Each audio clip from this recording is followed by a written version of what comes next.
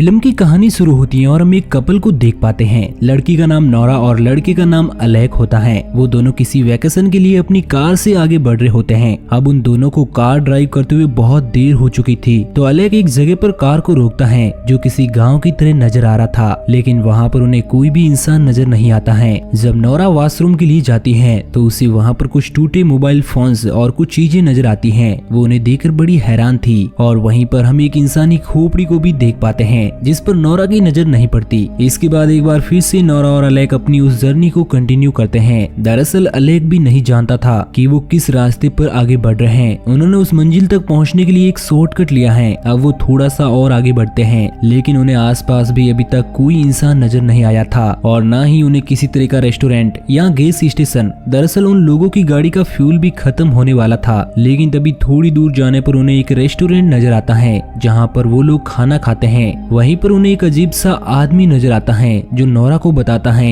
कि उन लोगों को यहाँ पर खतरा है। नौरा उसकी बात को इग्नोर कर देती है क्योंकि वो आदमी बहुत ही अजीब हरकतें कर रहा था और उसे लगता है कि शायद वो आदमी पागल है। वो दोनों उस आदमी को इग्नोर करके अपनी कार से वहाँ से आगे बढ़ते हैं और थोड़ी दूरी पर उन्हें एक गैस स्टेशन नजर आता है जहाँ से वो फ्यूल डलवाते हैं और गैस स्टेशन का मालिक उन दोनों को बताता है कि कुछ ही दूरी पर कुछ प्राइवेट केबिन मौजूद है जहाँ पर रुककर वो थोड़ा आराम भी कर सकते हैं। अब वो लोग उस गैस स्टेशन से आगे बढ़ते हैं। अब उन दोनों को आगे बढ़ते हुए काफी देर हो जाती है और अब शाम भी होने वाली थी और वो दोनों बहुत ही बुरी तरह से थक चुके थे। तभी उन्हें रास्ते में वही केबिन्स नजर आते हैं जिसके बारे में फ्यूल स्टेशन के मालिक ने उन्हें बताया था। वो लोग डिसाइड करते हैं कि वो आज रात को यहीं पर रुकेंगे। वो दोनों कार से उतरकर उस केबिन के अंदर जाते हैं जहाँ पर उन्हें एक आदमी मिलता है जो उन दोनों को देखकर बहुत खुश होता है। वो आदमी देखने में बहुत ही ज्यादा अजीब था जिसे देखकर नौरा बहुत ही अनकंफर्टेबल फील करती है। वो अलैक को बताते हैं कि उन्हें यहाँ पर नहीं रुकना चाहिए, लेकिन अलैक उसकी किसी भी बात को नहीं मानता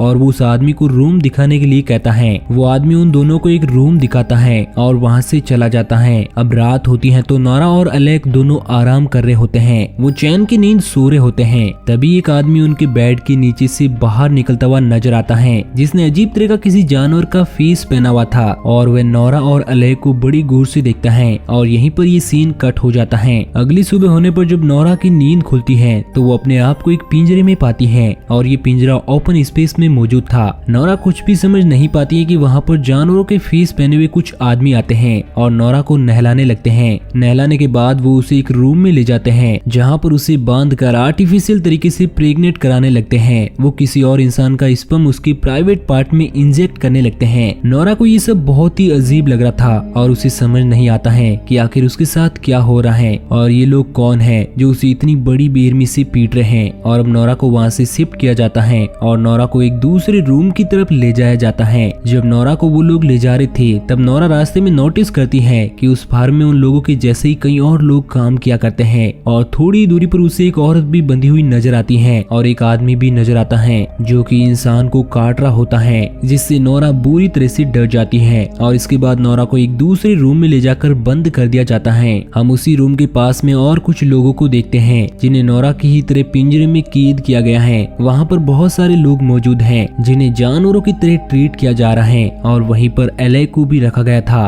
कुछ लोग वहाँ पर आते हैं जिन्होंने मास्क पहना हुआ था। वो एक आदमी जो कि पिंजरे में बंद था उसे बड़ी ही बेरहमी से खत्म कर देते हैं जैसे कि किसी जानवर को किया जाता है। वो उस आदमी को लेकर वहाँ से एक दूसरे वेयर हाउस में पहुंच जाते हैं जहाँ पर और भी कुछ लोगों की डेड बॉडीज रखी हुई थी। दरअसल वो लोग इस वेयर हाउस में इंसानों को काटकर उनका मांस दूसरे लोगों को सप्लाई करते हैं। इसके बाद हम एक और मास्क वाले इंसान को देखते हैं जो उसी केबिन के मालिक के पास कुछ मांस के टुकड़ों को ले जाता है और वो केबिन मालिक से कहता है कि उन्हें जल्द से जल्द खाने की डिलीवरी करनी चाहिए क्योंकि ये खाना उनके लिए बहुत ही जरूरी है। यहाँ पर हम समझ पाते हैं कि वो लोग मांस को ही खाया करते हैं और जो लोग फार्म में काम करते हैं वही लोग उन इंसानों का मांस खाते हैं और इसमें उनका साथ केबिन मालिक भी देता है और वो लोग उस मांस की सप्लाई भी क्या करते हैं। इसके बाद हमें केबिन मालिक को दिखाया जाता है जिसके पास एक कॉल आता है और उसे बताया जाता है कि एक स्पेशल आदमी उन लोगों के फार्म में आने वाला है जिसके लिए उन्हें खाने की तैयारी करनी है। इसके बाद हमें फार्म का सीन दिखाया जाता है जहाँ पर औरतों को बड़ी बेरहमी से रखा हुआ था और उनसे जबरदस्ती किसी मशीन द्वारा मिल्क भी निकाला जाता है ताकि वो लोग उस मिल्क को भी बेच सके। इसके बाद हम उसी आदमी को देखते हैं जिसने केबिन मालिक को कॉल लगाया था जिसकी स्पेशल डिमांड पर उसका स्पेशल खाना तैयार किया जाता है। इसके बाद हम एक और लेडी को देखते हैं जो उसी पिंजरे में कैद थी, जो अभी भी माँ बनी थी और उसके हाथों में एक छोटा सा बच्चा मौजूद होता है।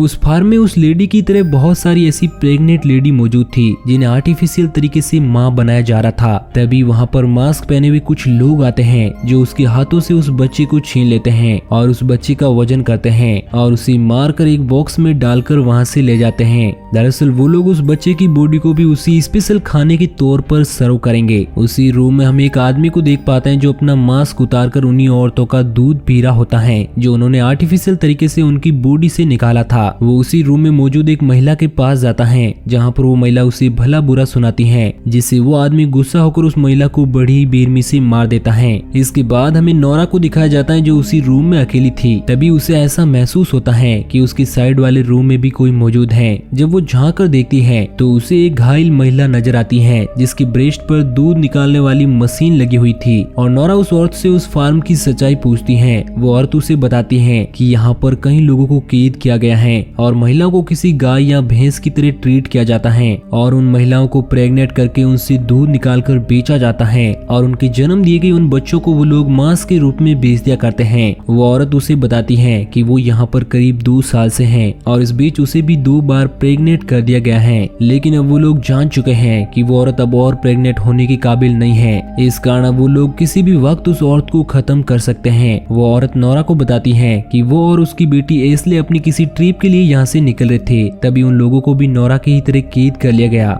ये सारी बातें सुनने के बाद नोरा उस औरत को बताती है कि वो यहाँ से किसी भी तरह उसे और उसकी बेटी एस्ले को बचाकर निकाल कर ले जाएगी। थोड़ी ही देर बाद उन मास्क वाले लोगों का लीडर सभी लोगों को बताता है कि अब उन्हें उन महिलाओं को खत्म करना है जो दूध देने के बिल्कुल भी लायक नहीं है और ना ही प्रेग्नेंट हो सकती है। इसके बाद कुछ मास्क पहने हुए आदमी उसी औरत के पास आते हैं और उसे वहीं पर लटका दिया जाता है और बड़ी बेरहमी से उसके बॉडी पार्ट्स को काटकर एक डब्बे में डाल दिया जाता है और उसे वहां से ले जाया जाता है। नोरा ये सब छुप कर देख रही होती है और वो बहुत ही ज्यादा डरी हुई थी। तभी वहां पर अलेक पहुंच जाता है जो किसी तरह अपने आप को उन लोगों से छुड़ाकर भाग चुका था। वो नोरा को लेकर वहां से भागते हुए आगे बढ़ता है, लेकिन रास्ते में उसका पैर एक ट्रैप में फंस जाता है। इस कारण वो नोरा को वहां से भागने के लिए कहता है। नोरा अलेक को छोड़कर वहां से अकेले ही भाग जाती है। इसके बाद वहां पर 2 लोग आते हैं जिन्होंने मास्क पहना था। वो लोग एक पत्थर से अलेक को वहीं पर मार गिराते हैं। इधर भागते हुए नोरा उसी रूम में आ जाती है जहाँ पर इंसानों को बांधकर पिंजरे में रखा हुआ था। वो वहाँ पर मौजूद एक आदमी से पूछती है कि आखिर इस फार्म में भागने का रास्ता किस तरफ से है। तो वो आदमी नोरा को बताता है कि यहाँ पर बहुत सी गाड़ियाँ मौजूद हैं जिनकी मदद से वो यहाँ से भाग सकती हैं और उन गाड़ियों की चाबी उन सभी लोगों के लीडर के घर में मौजूद है। उसकी बातें सुनकर नोरा वहाँ से गाड़ियों की तरफ भागने लगती है और भागते हुए वो एस्ले के पास पहुँच जाती है क्योंकि उसने उस औरत से वादा किया था कि वो उसकी बेटी एस्ले को भी वहाँ से बचा कर ले जाएगी। अब नोरा एस्ले को लेकर वहाँ से गाड़ियों की तरफ आगे बढ़ती है जहाँ पर उसे एक खाली बस नजर आती है, तो वो उस बस में जाकर बैठ जाती है। इसके बाद नोरा एस्ले के साथ उसी जगह पर आती है क्योंकि उस बस में चाबी नहीं थी। उस घर में सभी गाड़ियों की चाबियां रखी हुई थी